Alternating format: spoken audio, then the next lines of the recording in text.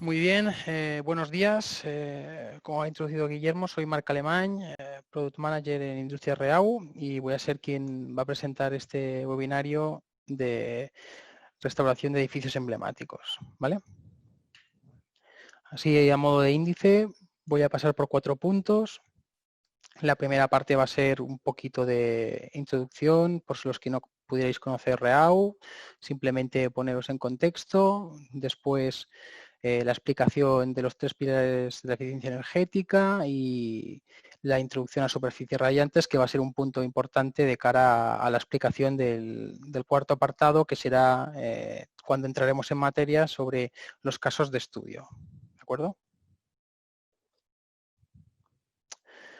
Reau es un proveedor líder que está presente en varios sectores, en la construcción, la automoción, etcétera.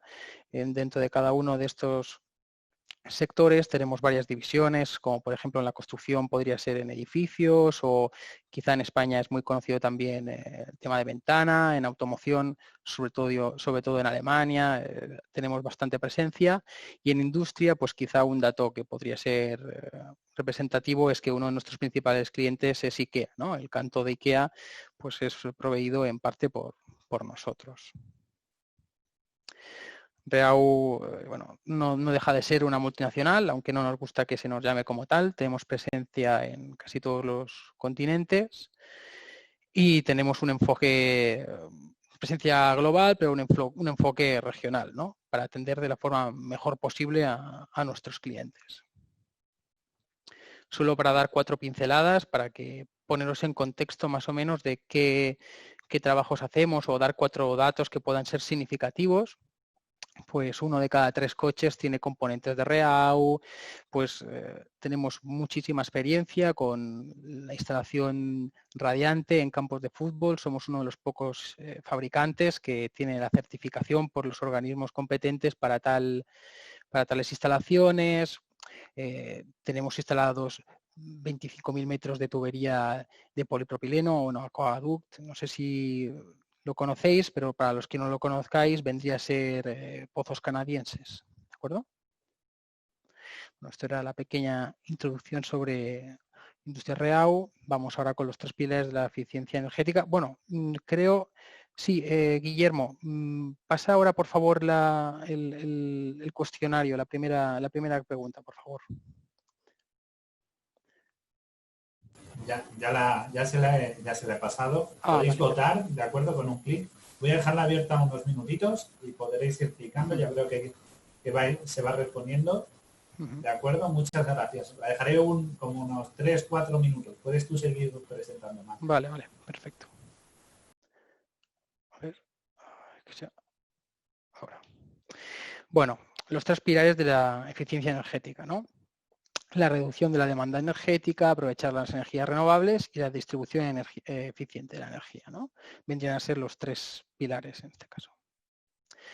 Bueno, a ver, cuando hablamos de reducción de la demanda energética, antes de poner una instalación, diseñar una instalación, es muy importante ver qué condicionantes hay en esa instalación, ¿no? Saber, antes de dimensionar una máquina, qué potencia puede entregar, ver si el envolvente es adecuado, si está bien hecho, si hay puentes térmicos.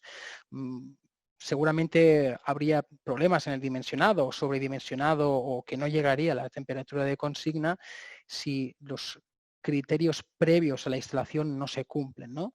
De manera que es muy importante pues, tener controlada qué demanda energética se va a necesitar, aunque a lo mejor por el nivel de metros cuadrados por potencia sería suficiente.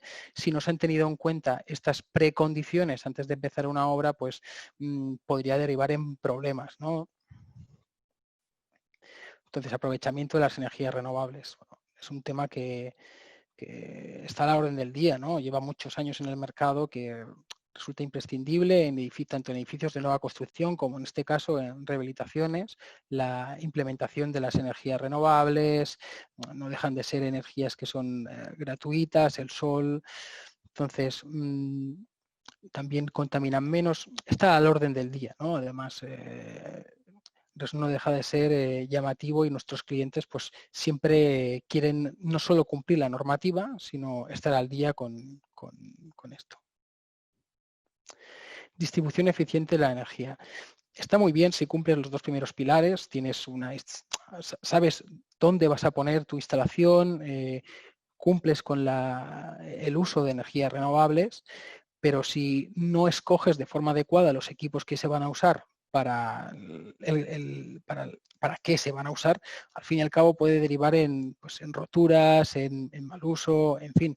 Si estás usando radiadores de alta temperatura con un sistema geotérmico, pues probablemente tengas problemas, porque la geotermia no está preparada para esas temperaturas, ¿no? Resulta imprescindible tener unos criterios objetivos, ¿no? Conocer el material que vas a instalar y ser consciente de las limitaciones del sistema, ¿no? Escoger bien qué material vas a poner en cada caso.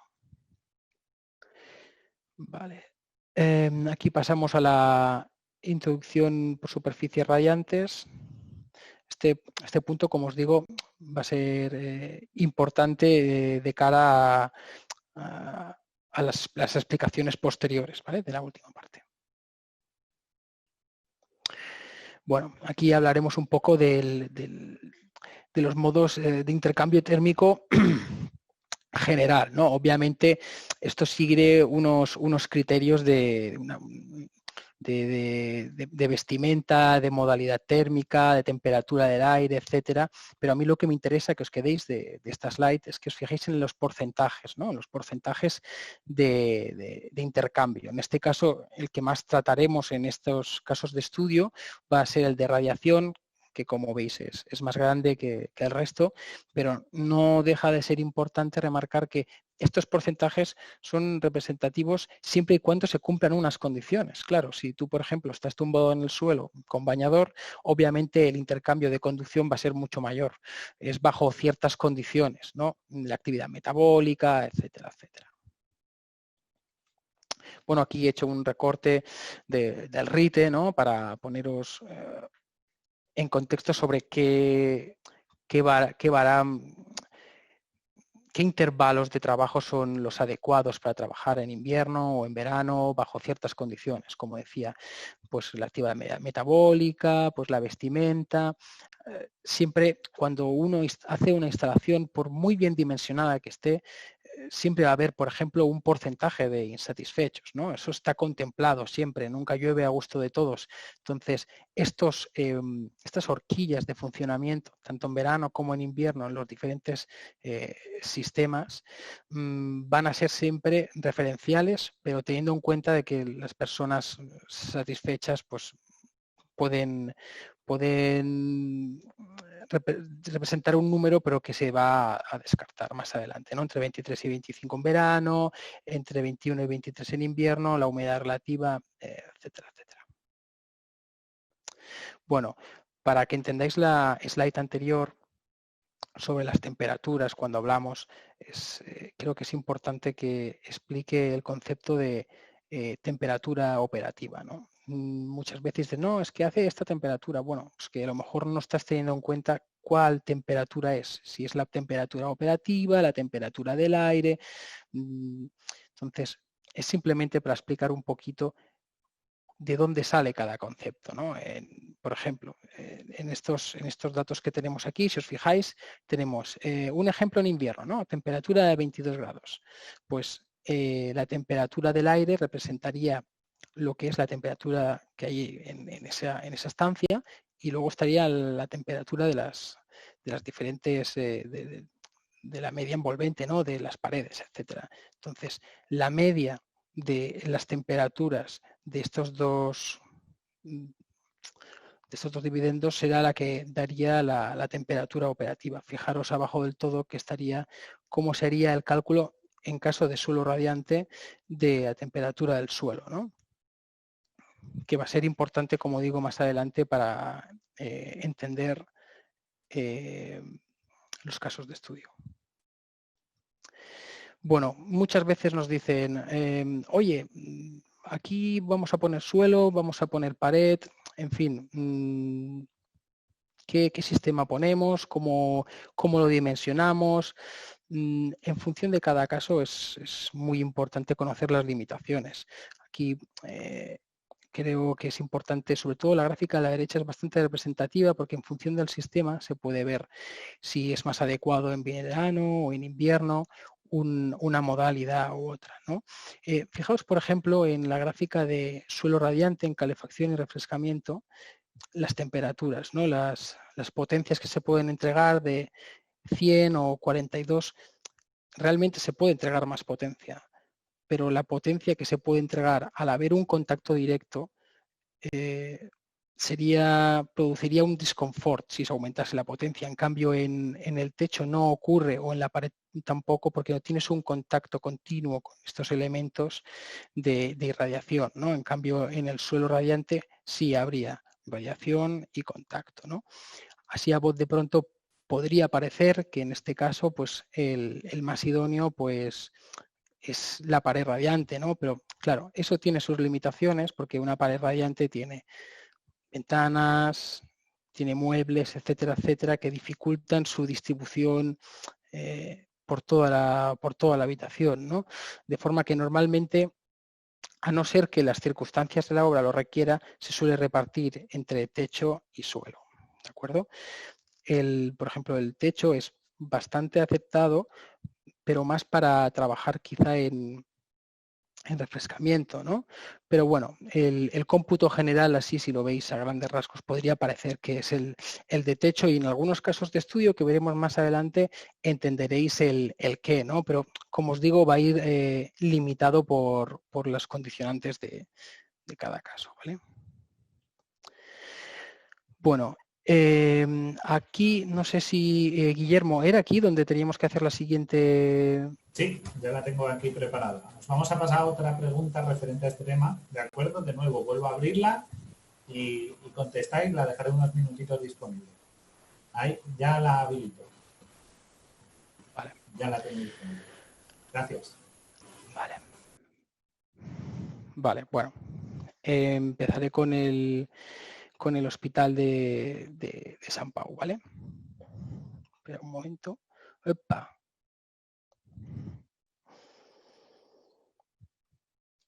Vale, ya está. El hospital de San Pau, perfecto. Un segundo. Un momento, Guillermo, que, a ver, estoy teniendo problemas ahora, no. Un segundito, ¿vale? Sí, Un sí, segundo. si tienes una deja de compartir pantalla y vuelves a compartirla. Vale. Si hubiera algún problema. Les pedimos disculpas a los asistentes, es lo que tiene el directo, mientras pueden contestarme al cuestionario. ¿De acuerdo? Y si tenéis alguna pregunta, como ya he puesto por el chat, en la sección de Q&A la podéis contestar. Vale. Vale. A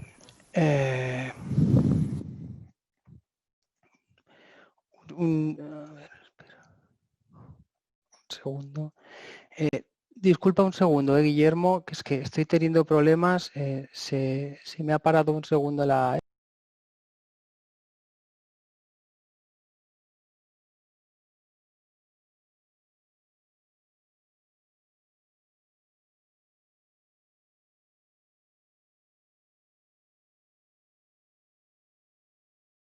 De Marc, ¿se me oye bien? Espero que sí. Sí, sí, se te oye bien, puedes continuar. Vale, estupendo, muy bien. Esta es una referencia importante en la ciudad de Barcelona, el Hospital Sant Pau. Es una rehabilitación de un edificio emblemático de Barcelona, que había sido también hospital en su día, y se ha rehabilitado todo completamente, ¿de acuerdo? Todos los interiores se ha tenido que ir haciendo por fases debido a lo grande que es, ¿de acuerdo? Entonces, se han ido, digamos, ejecutando fases por fase, y evidentemente cada una es diferente a la otra porque cada edificio, como también ya apuntaba un poquito Mar, pues tiene sus condicionantes y sus objetivos a cumplir. ¿De acuerdo? Como aquí veis, es uno de los símbolos del modernismo en Cataluña, y ya veis que es un edificio importante, Patrimonio Mundial de la Humanidad por la UNESCO desde el 97. Y bueno, aparte de hospital, se han celebrado conferencias, reuniones y otras actividades como tal. Realmente es un sitio que vale la pena incluso visitarlo solamente por fuera para ver pues, la arquitectura, ¿de acuerdo? ¿Qué hemos realizado aquí? Aquí teníamos varios condicionantes para rehabilitarlo. Evidentemente el tema energético, como bien apuntábamos, de eficiencia energética es básico y aparte que sea sostenible.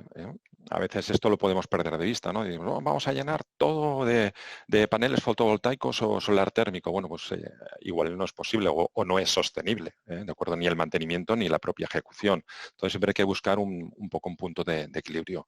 Y evidentemente un punto de equilibrio importante también es no influir en la estética del edificio, ¿de acuerdo? Y aquí ya veis que es de suma importancia, ¿vale?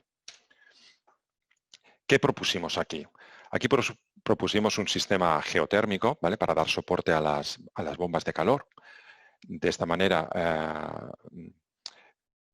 con bomba de calor trabajando con geotermia, o sea, una bomba de calor agua-agua, evitamos tener la unidad exterior vista y de esta manera no condicionar la estética del edificio, ¿vale? Tal como apuntaba Mar también anteriormente, si vamos con bomba de calor tenemos que ir a sistemas de distribución a baja temperatura. Entonces, pues hay que buscar un sistema que se adapte a nivel de superficie radiante, por ejemplo, ¿vale? De esta manera podemos cumplir los dos objetivos, tanto estético como de eficiencia energética, para llegar también al confort que queremos, ¿no? Una calefacción y un refrescamiento, en este caso, por superficie radiante. Diferentes sistemas de REAU se han utilizado aquí. Una sonda de PEXA, de polietileno reticulado, y otras sondas geotérmicas de polietileno 100, RC, que quiere decir resistente al crack o a la tensofisuración, ¿vale? También un par de sistemas diferentes de suelo radiante en este caso, con diferentes tipos de NOPA en función de su resistencia térmica, de la solicitud que tenían que aguantar a compresión. Se ha escogido una u otra, ¿vale? Si tenéis más preguntas sobre esto podemos entrar un poquito más en detalle, ¿vale? Igual ahora explicaremos también un poquito por qué dos tipos de sonda diferente y por qué se utilizaron unas de polietileno reticulado, que son las que veis de color verde, o las negras de polietileno 100 RC. Vale. Aquí tenéis un poco las diferencias para que entendamos un poquito el material, la diferencia entre un polietileno y un polietileno reticulado, ¿vale? A grosso modo, lo que hacemos con un polietileno reticulado es que lo dotamos de una estructura diferente, como cambiamos su estructura molecular, la retorcemos de alguna manera para con esto incrementar su resistencia mecánica, su resistencia a la presión y a la temperatura. Convertimos un polietileno que aguanta unas ciertas temperaturas y presiones en un polietileno reforzado, reticulado. Dentro de las reticulaciones tienes 3 grados de reticulación, más menos reticulado, lo cual quiere decir más reticulado, más resistente a presión y temperatura. En este caso, todos los polietilenos reticulados de REAU son clasificación A, que es la máxima reticulación posible, ¿vale? Vemos ya un poquito más la diferencia entre un polietileno 100 o un polietileno 100 resistente al crack respecto a un PEXA, ¿de acuerdo? O un polietileno reticulado de clasificación A. Como ya bien os indicaba, ¿no? Un poquito lo que veremos es que su longevidad a diferentes presiones y temperaturas evidentemente es mucho más alta la del PEXA que la de un P100 o un PRC. Entre el P100 y el polietileno resistente al crack, a nivel de presión y temperatura no se diferencian. En lo que se diferencia el polietileno 100 del polietileno 100 RC es en que este tiene una resistencia a la entalladura. Por ejemplo, cuando estamos penetrando el dibujito que hay a la derecha es bastante ilustrativo. Cuando en un pozo de geotermia introducimos una sonda geotérmica, puede rozar con las paredes. Entonces, un RC, un resistente al crack, que mejoraría esa capacidad a la entalladura o que esa entalladura se propague en el tubo. Lo que está claro que el PEXA, en este caso, pues evidentemente con su mayor resistencia tanto mecánica como a temperatura, Esto te da una mayor tranquilidad cuando introduces la sonda en el propio pozo. ¿Vale? De la misma, un hecho significativo también que distingue una sonda de la otra, de la PEXA a la de polietileno 100 RC, es que con el PEXA podemos hacer la curvatura, o sea, la parte de la punta continua, sin tener que ser una soldadura, ¿de acuerdo? Pensar que en el pie de sonda, en la parte más baja, es donde tenemos, donde se acumula más presión. ¿De acuerdo? Entonces, digamos que es la parte donde va a sufrir más a nivel de presión y temperatura de funcionamiento. Por lo tanto, con una sonda PEXA haces una sonda continua y esto ya lo evitas. Una de polietileno 100, evidentemente, tiene que ser un añadido, una sonda. ¿De acuerdo?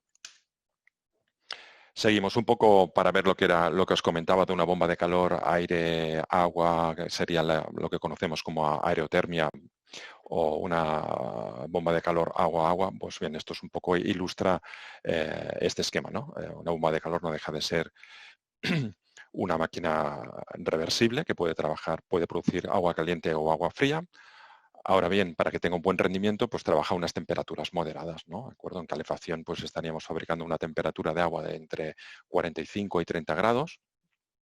Y esto, pues claro, le va como anillo al dedo a un sistema a baja temperatura como puede ser un sistema radiante por calefacción.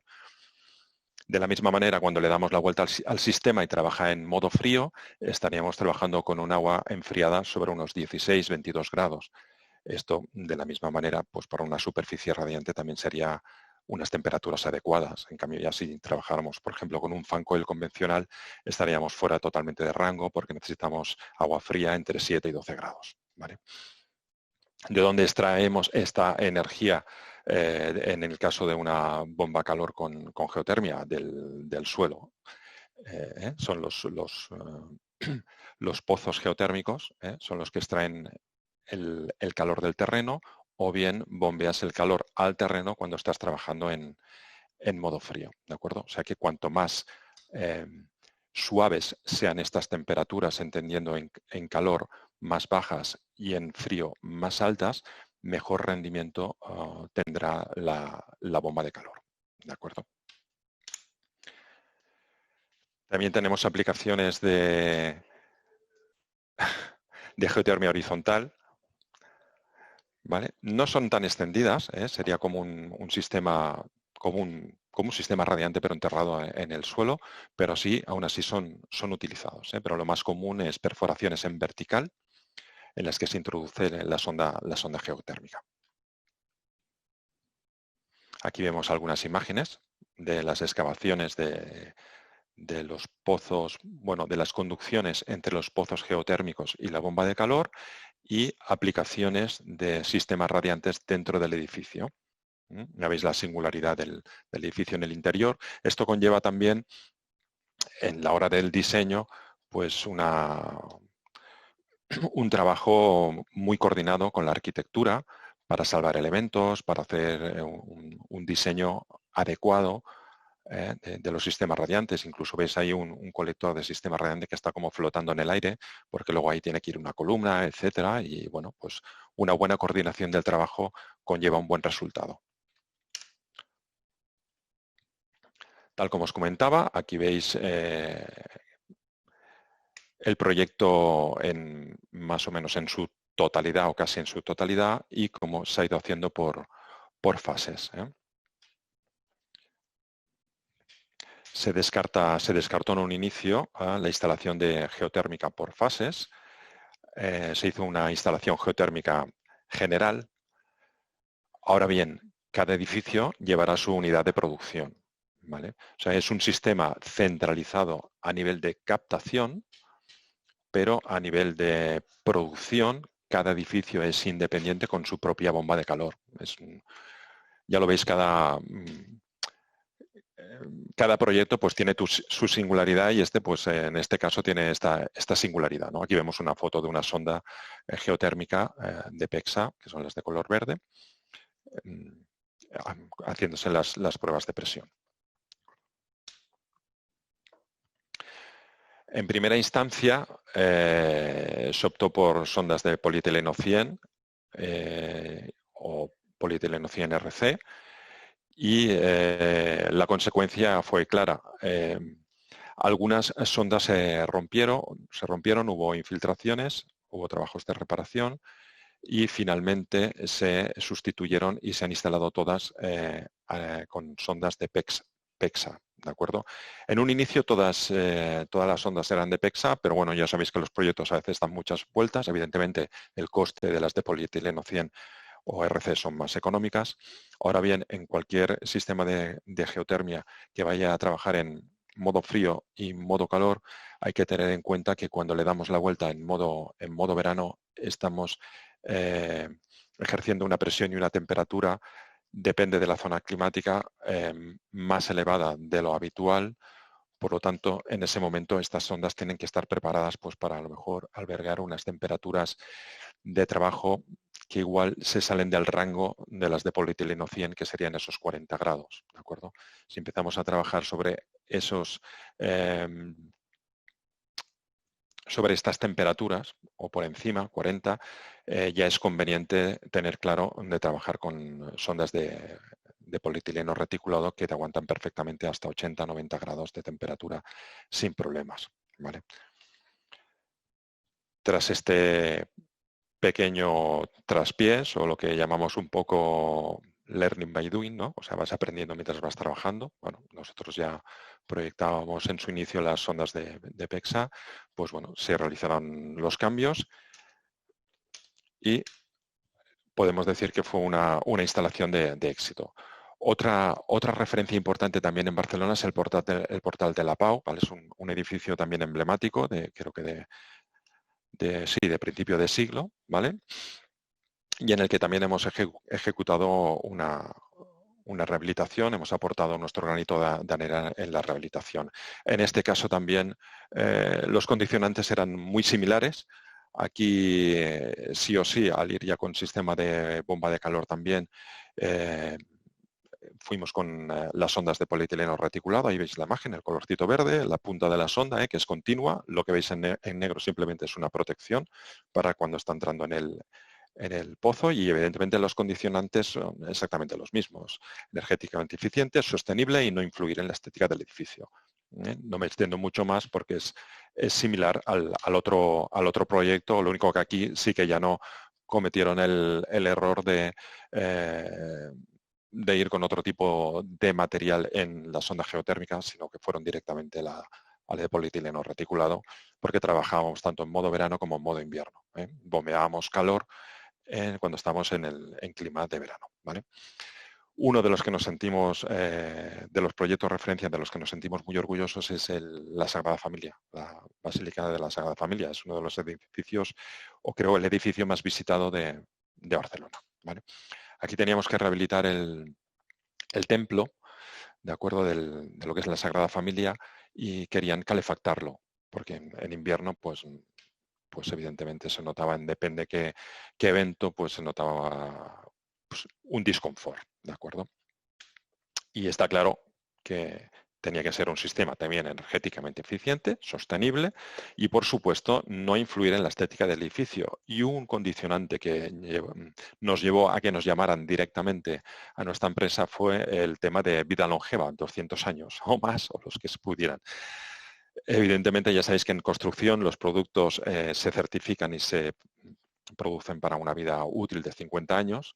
Lo que pasa que todos conocemos que existe un factor de seguridad, y evidentemente que existe digamos, unas gráficas o unas curvas de regresión que evidentemente cumplen con el objetivo de 50 años, pero van más allá, ¿vale? En este caso, instalamos, o nos pidieron si teníamos un sistema de superficie radiante que pudiera durar lo máximo posible. Vale. En el centro de Europa se suele utilizar tuberías de polietileno reticulado. En este caso veis que tiene un color diferente al habitual que habéis visto en el otro, que es rojo, que es tipo rosa, ¿vale? En el que el espesor de pared es más elevado, ¿de acuerdo? Son tuberías de presión nominal de 10 bares cuando lo habitual son de 6 bares. Por lo tanto, a misma presión y temperatura de trabajo, pues tienen más vida útil, ¿vale? Entonces, como prácticamente somos los únicos del mercado en tener una tubería para sistema radiante con presión nominal 10 bares, pues realmente entramos un poquito por la puerta grande, ¿no? Y nos escogieron y realmente pues ha sido fue un placer, ¿no? Que nos escogieran para este tipo de rehabilitación. Es un suelo radiante más o menos al uso, lo único que no tiene aislamiento debido a que las cargas que tiene que soportar de tránsito son muy elevadas y se optó por un sistema totalmente directo sobre el forjado existente, ahora bien, sacando todo el acabado superficial de la propia basílica, del propio templo, para volverlo a poner encima, ¿de acuerdo? Aquí teníamos un tema importante que jugaba a nuestro favor, que debajo de todo el templo hay un museo. Por lo tanto, la parte de calor que pudiera perderse por conducción hacia abajo al no tener aislamiento, pues funcionaba casi como un techo radiante.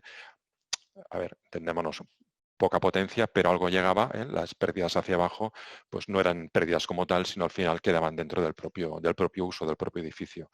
En este caso, el museo que estaba debajo.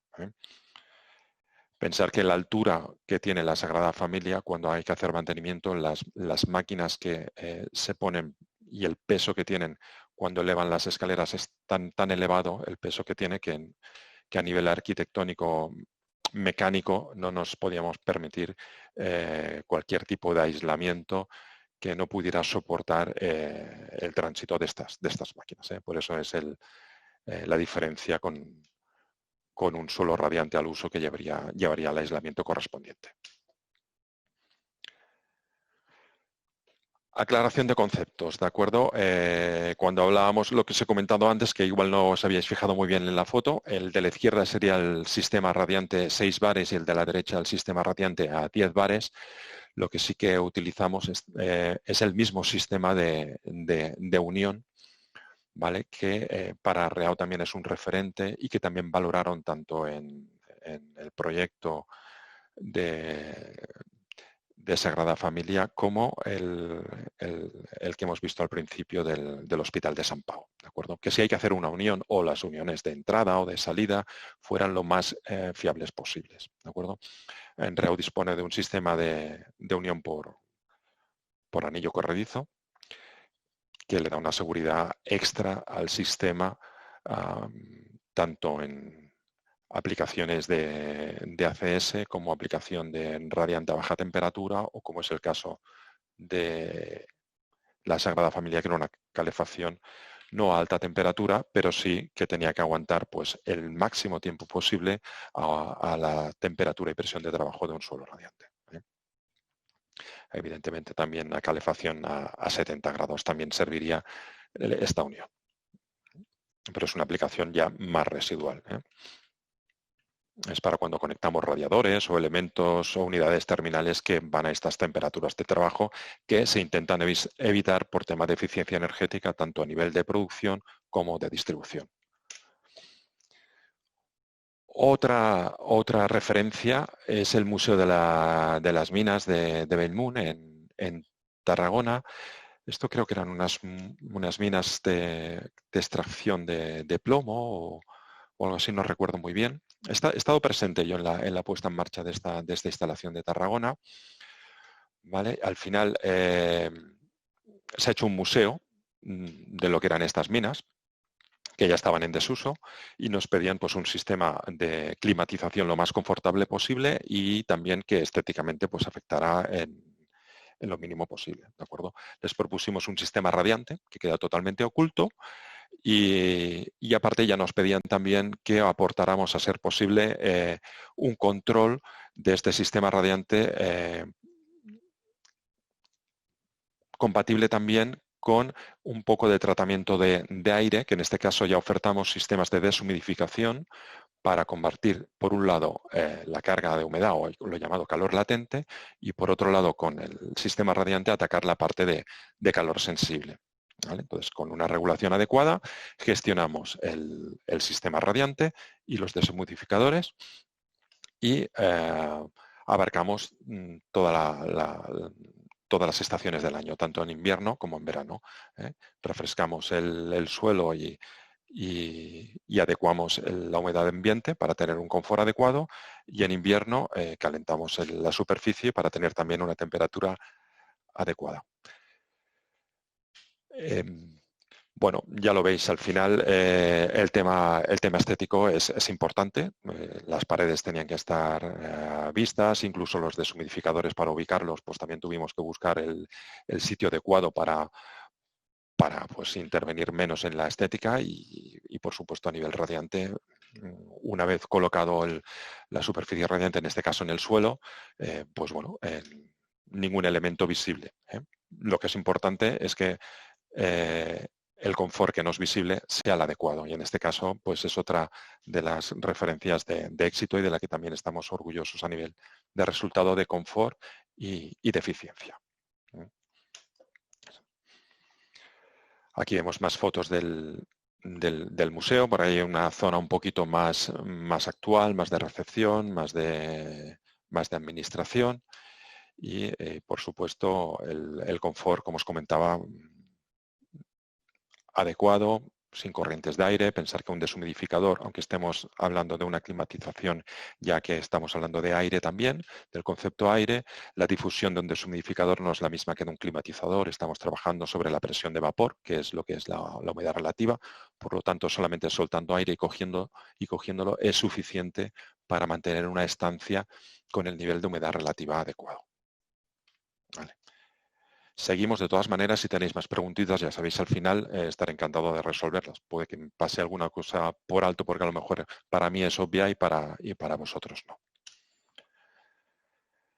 Aquí vemos ciertos pasos de la rehabilitación. Fijaros en qué punto estaba al inicio. ¿Vale? Y pasamos a otra referencia también emblemática en Barcelona, que es el mirador de Cristóbal Colón.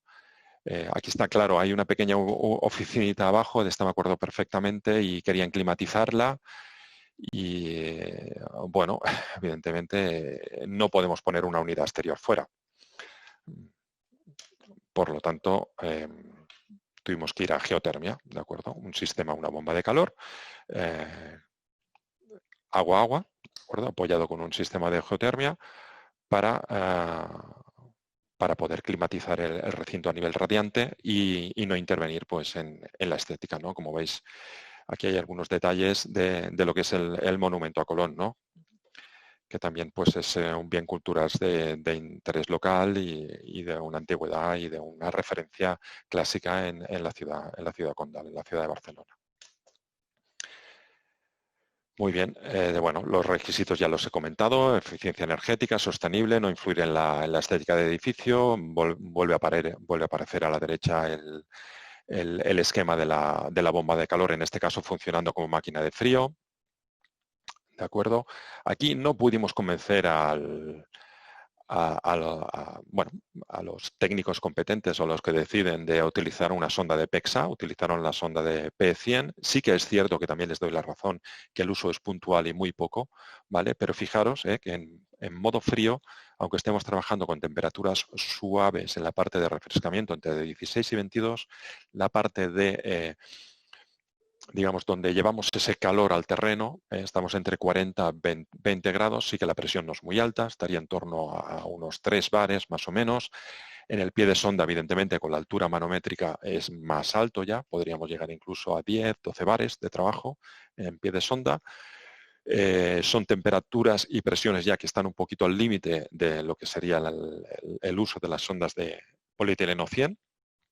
Pero bien, llegamos a la conclusión de que debido al poco uso tenía la vida útil suficiente para la que estaba adecuado. Por lo tanto, todo hay que mirarlo. O sea, tienen su utilidad, tienen su aplicación las sondas de P100 RC. Evidentemente, una sonda de PEXA te cubre todo el rango y tienes una vida útil más larga, pero bueno, en este caso también los precios ya lo conocéis. A veces los precios también juegan su parte importante, aunque yo como mentalidad más técnica me cueste un poquito más de entender, porque para mí lo caro es el pozo de geotermia, la ejecución. Luego ya el tubito que entra, creo que la diferencia de precio para mí no es justificable, pero bueno, ya lo digo que yo lo estoy pensando más con una mentalidad técnica. Otra referencia importante en Barcelona es el Museo del Born de Barcelona. Está de acuerdo también perfectamente de todo el proceso y toda la ejecución. También he estado durante la ejecución de esto. Fue un mercado municipal de Barcelona, ¿vale? Situado más o menos cerca del Zoo y de la estación de Francia. Y mientras se realizaban las obras para instalar el edificio de la biblioteca, se encontraron restos arqueológicos que correspondían al siglo XIV bueno, no sé, perdonar, corresponden a la evolución del barrio, vale, ok. Sí, se encontraron unos yacimientos muy antiguos de la época, creo, romana, disculpar. Exacto. Vale. Y claro, al encontrar esto, pues sorpresa, tenía pensado el Ayuntamiento de Barcelona hacer un edificio para un tipo de uso y al final fue destinado para otro tipo de uso, ¿no? Puedes entrar al museo que en teoría era el antiguo mercado municipal de Barcelona y ahora es casi un museo del Born y lo que haces es visitar el yacimiento romano desde arriba o incluso una visita guiada desde abajo. Desde aquí ya podéis ver un poquito la complejidad arquitectónica del proyecto. No sé si tengo alguna foto más por aquí. Bueno, esto es de la fachada. Vale, aquí ya tengo alguna foto más del tema arquitectónico. Porque, claro, al encontrar el yacimiento abajo, la excavación abajo, lo que tuvieron que hacer es, digamos, mantener todo como un círculo, ¿vale? En el que poder ver el yacimiento desde abajo, vuelvo otra vez al principio, que quizás se ve mejor desde aquí, ¿vale? Y estos forjados que quedan un poco como al aire, querían también calefactarlos en este caso, no climatizarlos, solo trabajar en calefacción, de una manera evidentemente también sostenible y que tampoco se viera, no querían ver ningún elemento. La primera opción de la arquitectura estaba pensando en sistemas radiantes, pero también teníamos el condicionante del forjado, la altura que tenía. No podíamos mover esta altura por el nivel de salida a la calle, ni podíamos crecer hacia abajo.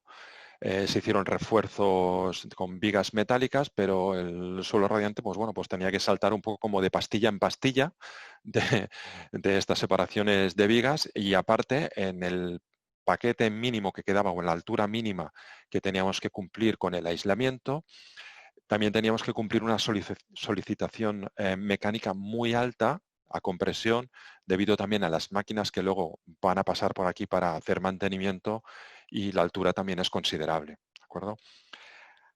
Es similar a lo de la Sagrada Familia, pero en menor rango. Y aquí sí que disponemos de un panel de una densidad muy elevada, es un EPS, un poliestireno, de un poliestireno, ¿de acuerdo? En el que la densidad en este caso es elevada, es de 50 kilos metro cúbico. No es muy frecuente en este tipo de sistemas de suelo radiantes. Trabajan con densidades más bajas o incluso con recubrimientos por encima para darle la rigidez mecánica para digamos, ubicar al tubo. En este caso no hace falta, es el propio EPS, ¿de acuerdo? Que te hace con las formas de nopas, ¿vale? En el que coges el tubo y tiene una rigidez tan alta que ya no solo da este servicio de conducir el tubo, sino que dispone de una resistencia de la compresión altísima que con el mortero encima y con las solicitaciones a compresión en el acabado superficial, tuvimos que hacer cálculos con la arquitectura, pues llegaba al objetivo que ellos querían, en el caso puntual de la máquina X que tenía que trabajar para el mantenimiento, pues estuviera, no cediera el EPS, que sería la parte más débil del conjunto, y se manteniera todo como una sola unidad. ¿De acuerdo? Aquí también, pues por suerte entramos por la puerta grande en este proyecto porque somos prácticamente el único proveedor que dispone de este tipo de EPS para suelo radiante con esta densidad tan alta que le permite pues esta capacidad de aguantar a compresión pues elevadas solicitaciones, ¿de acuerdo? Este sería una solución para para calefacción, como os he comentado, y aparte de este objetivo o hándicap de resistencia a la compresión, como os he comentado, también tuvimos que trabajar codo con la arquitectura para pues ir salvando estas pastillas que se iban haciendo a nivel de vigas, ¿no? Mirad aquí, mira, esta foto es muy ilustrativa, ¿veis? Tuvimos que ir haciendo como varias pastillas, ¿vale? Luego interconectadas, que no se viera el colector de distribución. Bueno, artesanía pura casi, ¿eh? Pero el resultado la verdad es que fue muy satisfactorio, ¿eh?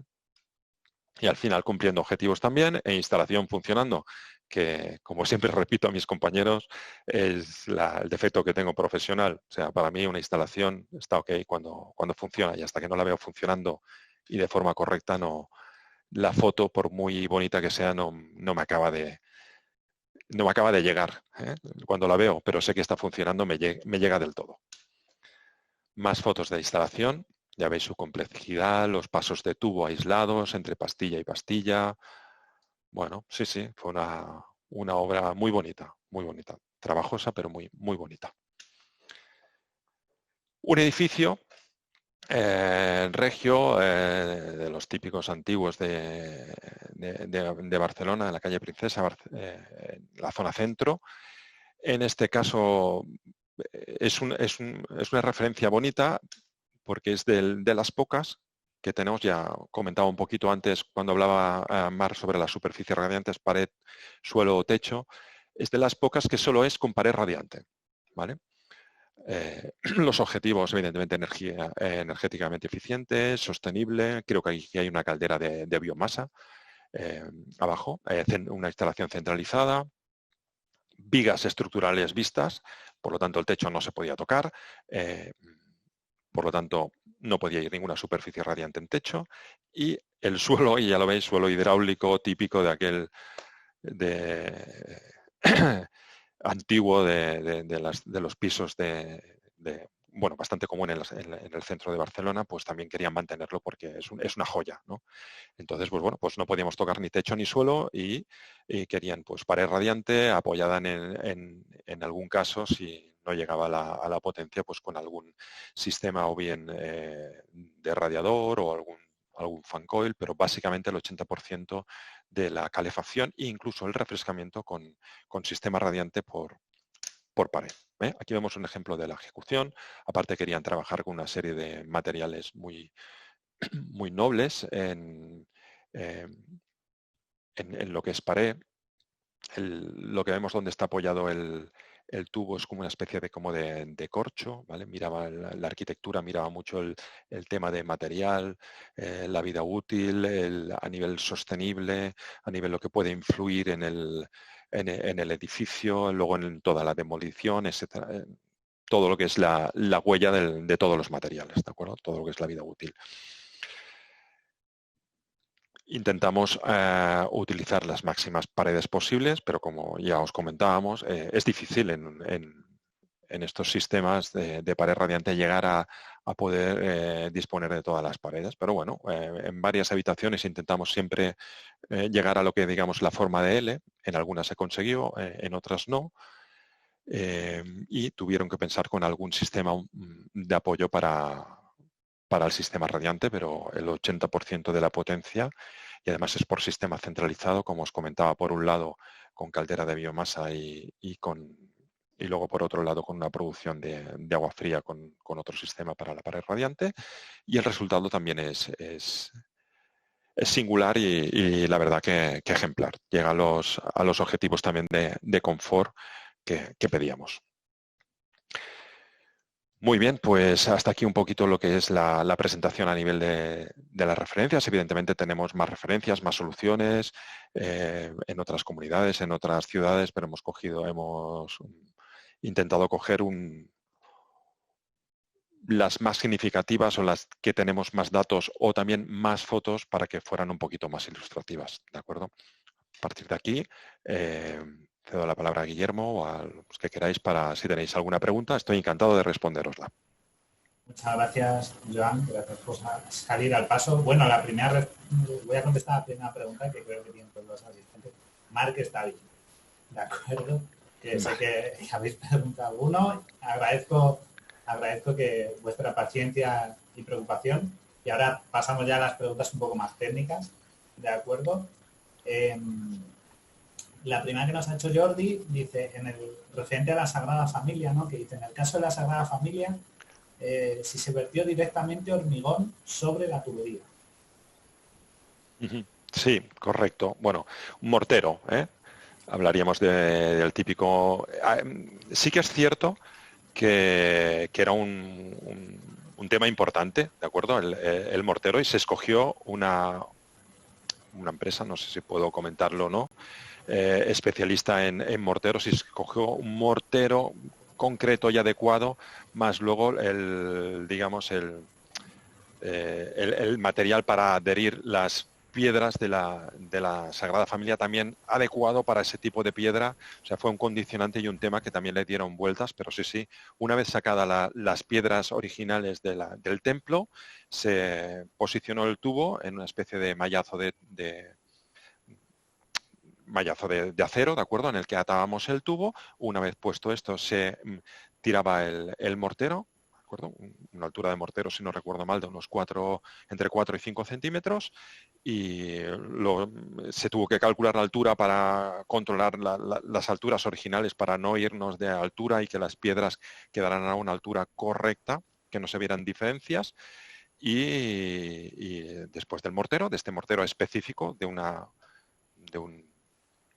fabricante concreto, el otro tipo de mortero para adherir las piedras. No sé si he contestado la pregunta del...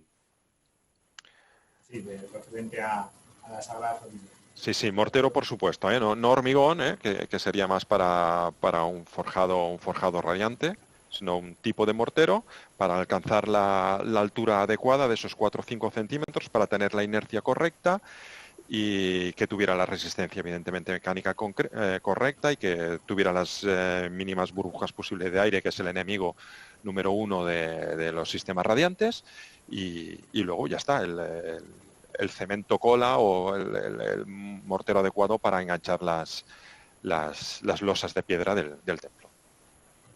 Nos pregunta Esther si para una vivienda unifamiliar también es recomendable utilizar PEXA o es suficiente con PE100. ¿Con sonda geotérmica estamos hablando? Sí, La pregunta iba sí. relacionada con las sondas geotérmicas para un pozo geotérmico, porque yo he hablado del material de polietileno 100 o de PEXA, de polietileno reticulado, para las sondas geotérmicas. Sí o sí, si va a trabajar en calor y frío, en prácticamente el 100% de los casos, lo ideal es sondas de polietileno reticulado, porque tal como enseñábamos en la gráfica, cuando estamos en modo verano, estamos disipando calor al terreno, y en esos momentos podemos llegar a temperaturas de 40, incluso a veces superarlo, 45 grados, y presiones en pie de sonda, depende de la longitud, de unos 12 bares o más. Por lo tanto, estaríamos muy al límite de lo que serían las presiones de trabajo de una sonda de polietileno 100. Por lo tanto, si es solo para calefacción, bueno, evidentemente siempre una sonda de PEXA te da más garantías también cuando la introduces en el pozo, te aguanta más a nivel de con los roces, con las piedras, todo, y evidentemente tiene una vida útil más larga, pero puesto en una balanza, si es solo calefacción podría ir polietileno 100, si es calefacción y refrescamiento me decanto 100% en las sondas de polietileno reticulado, que a regañadientes un poquito en la que veíamos del monumento de Colón, bueno, pusieron polietileno 100, pero argumentado con el poco uso que se le iba a dar, que también va en función de las horas de funcionamiento, claro. Referente a la sonda verde PEXA, Antonio nos pregunta si posee mayor garantía que las normales y que también entiende que Rehau colabora en la fase de proyecto y ejecución de las instalaciones. Correcto. Evidentemente, es que, digamos, la sonda PEXA es la que tiene garantía, la otra, digamos, tiene la garantía mínima de lo que es producto, pero garantía oficial de Rehau como tal, instalándola en pozo, etcétera, es la sonda PEXA, correcto, es la que tiene la mayor garantía y la garantía oficial de REAU. La otra es muy difícil porque a nivel producto en almacén y una vez fabricado sí, pero una vez sale del almacén en temas mecánicos puede sufrir algún tema que una sonda de PEXA te lo aguanta con tanta tranquilidad que le puedes dar una garantía total del tema. Y evidentemente colaborar en proyectos, por supuesto.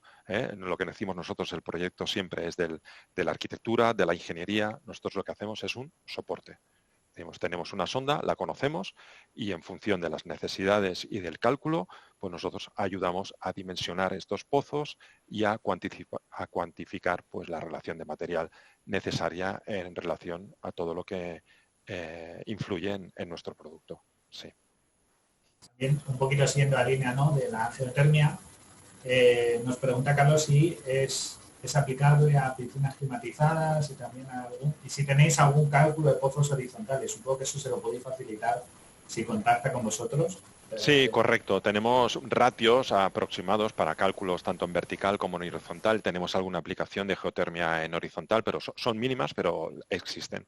Existen algunas aplicaciones de geotermia horizontal y evidentemente también tenemos pues, ratios de cálculo y indicaciones básicas para proyectarlo. También nos preguntan el uso actual del edificio del hospital, que habéis utilizado de ejemplo. Sí. Vale, me pregunta Felipe, y de todos estos tendidos de redes de suelo, ¿qué vida tienen en cuanto a durabilidad por roturas, fisuraciones y qué condiciones de mantenimiento tienen? Muy bien. En superficies radiantes el mantenimiento es nulo, es cero. O sea, no tiene mantenimiento. Es uno de las ventajas de estos sistemas. ¿De acuerdo? Pues si es una instalación pues, que tiene un mantenimiento contratado, pues bueno, lo que hará el técnico es mirar que la presión de servicio sea la correcta, que los caudalímetros sean visibles, etcétera, pero bueno, son elementos más bien estáticos que dinámicos, por lo tanto, una vez instalados, si les circula el agua a la presión y temperatura de proyecto, y ya enlazo con la pregunta a nivel de vida útil, tienen una vida útil larguísima. Evidentemente, por normativa, 50 años vida útil, pero pensar que los coeficientes de seguridad, más a las presiones y temperaturas que trabajan, que son muy suaves, en sistemas radiantes la tubería aguantábamos lo que le echen. De hecho, nosotros fabricamos tubería pues desde hace pues no sé, unos 30 o 40 años y siguen digamos, en las baterías de prueba siguen estando los tubos probándose, ¿de acuerdo? O sea, se pasan para hacer estas pruebas, se hacen ensayos a más presión y temperatura con los que se deduce que te pueden llegar a aguantar esos 50 años, pero igualmente REAU en sus laboratorios internos tiene pues tuberías que llevan X tiempos y que van a estar a más presión, más temperatura y ahí están, sin fisuras, sin roturas, sin ningún tipo de problema. ¿Me he dejado algo de la pregunta, Guillermo? ¿Me he dejado algo de la pregunta? Bueno, el uso del hospital actual. El uso del hospital es diferente. O sea, hay uso como tal de hospital, oficinas, cada edificio, ya habéis visto la cantidad de edificios que hay ahí y cada edificio va destinado a usos diferentes. Uso como hospital también, uso como oficinas, uso como ponencias también, tiene salas de presentación, etcétera. Sí, vamos, uso variado.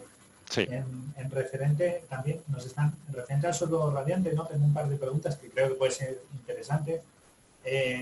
Una sería, ¿qué superficie será la más adecuada como solución radiante en calefacción o refrescamiento? Si nos puedes orientar un poco. Y luego el refrescamiento por aire, la temperatura operativa es mayor o menor que la del aire. Vale, correcto. Muy bien, pues vamos al lío. No sé si puedo tirar para atrás, ir a la gráfica, que igual servirá un poquito para ilustrarnos. ¿Vale? Desplázate para que el ejemplo sea más visual. Una imagen siempre ayuda un poquito a la explicación. Sobre el papel, veis un poquito las potencias, las máximas potencias específicas estimadas de sistemas tanto de suelo, pared como techo, ¿de acuerdo? Sobre el papel, descartando el tema de pared radiante, no porque no sea un buen sistema, sino que es un excelente sistema, sino por el condicionante de arquitectónico que evidentemente lo que necesitas es repartir bien la superficie radiante y como había comentado Marc en un inicio, pues tienes armarios, ventanas y tal. Sobre el papel ahora mismo, mirando la gráfica, diríamos que la superficie más adecuada es el techo, ¿vale? Porque tenemos una buena potencia en refrescamiento y una muy buena potencia también en calefacción, ¿de acuerdo? Depende de la zona climática, del uso y del tipo de edificio, pues podríamos aplicar más un suelo radiante o un techo radiante. Si nos vamos a los extremos, digamos, a una zona climática donde la calefacción es básica, es muy importante, la potencia es elevada, nos decantaríamos más por un sistema de suelo radiante en el que en el momento estival también nos aportaría la potencia necesaria para cubrir la zona estival o la estación del verano. En cambio, en una zona climática más mediterránea o donde el verano lleva más fuerza, donde la potencia necesaria para climatizar es más alta en verano, me decantaría más por un sistema de techo radiante y que cumpliría perfectamente a nivel de calefacción la temporada de invierno. A veces esto es sobre el papel y luego a nivel arquitectónico pues te encuentras, como nos hemos visto, un suelo que no se puede tocar o un techo que no se puede tocar. Entonces, pues bueno, te tienes que adaptar. Lo importante es saber los límites de estas superficies, ¿no? Al final los límites te los da el confort y te los da las temperaturas de contacto, ¿no? Un suelo radiante, bueno, puede dar más potencia, pero evidentemente no lo puedes subir más de 29 grados en las zonas ocupadas. Puedes irte a un perímetro a unos 35 grados, pero en las zonas ocupadas no. Entonces, porque ya sería molesto. Los 42 vatios por metro cuadrado que vemos en refrigeración, ese límite lo condiciona la temperatura superficial. Evidentemente, si bajamos de 20 grados la temperatura superficial, podemos dar más potencia, pero quizá un suelo a 18 19 grados deja de ser confortable si tenemos constantemente los pies parados, ¿no? En cambio, un techo radiante, pues podemos bajar la temperatura superficial en frío a 15 16 grados porque nadie lo está tocando, ¿no? En temas de aire y temperaturas operativas, como creo que también nos preguntaban, ¿vale? Esto estaría en esta slide, ¿de acuerdo? Toda superficie radiante tiene que convivir con el aire y sobre todo en verano, ¿de acuerdo? Y en zonas húmedas tenemos que tratar la humedad, ¿vale? Esta slide no tiene en cuenta la humedad relativa, ¿de acuerdo? Para conseguir una temperatura operativa de 24 grados en verano, evidentemente con un sistema radiante, las temperaturas de aire pueden ser más elevadas.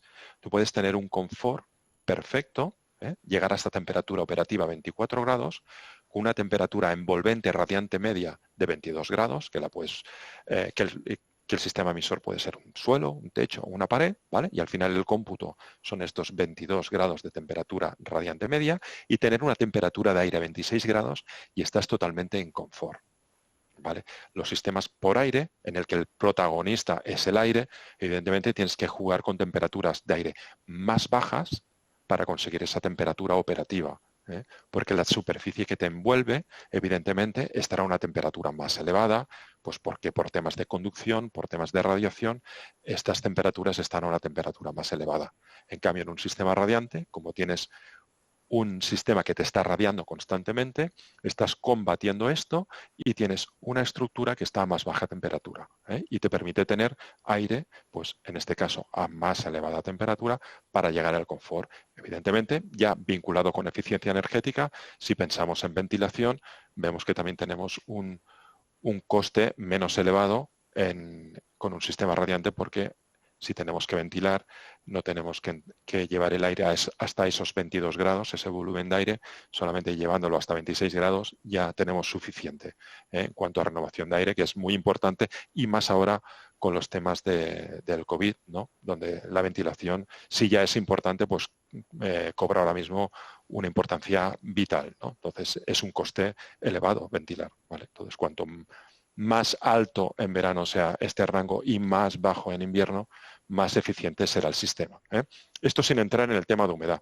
Zona climática húmeda, necesito una máquina, un aparato que me controle la humedad relativa para estar en confort. Estar a unos 55% más o menos de humedad relativa. Esto se consigue con un sistema por aire, por ejemplo, un deshumidificador.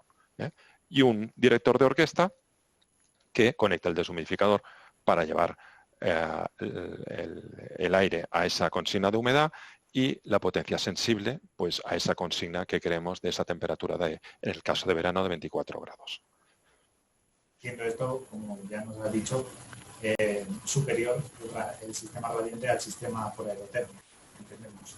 Sí, correcto. Que nos acaba de dar.